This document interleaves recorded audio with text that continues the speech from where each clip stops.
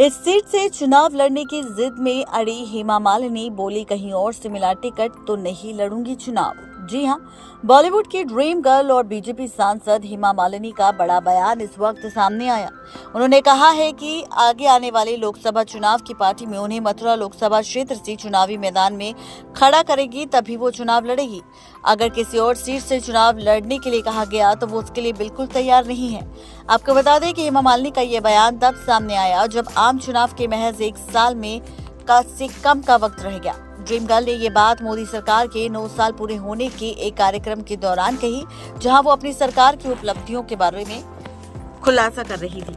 दरअसल बीजेपी के तमाम नेता और सांसद केंद्र में मोदी सरकार के 9 साल पूरे होने के उपलक्ष्य पर सरकार द्वारा किए गए कार्यों को जनता के समक्ष रखने पर हेमा मालिनी सामने आई थी। इसी को देखते हुए मथुरा में बीजेपी की सांसद हेमा मालिनी ने भी कार्यक्रम में शरीक होकर मोदी सरकार की उपलब्धियां गिनवाई।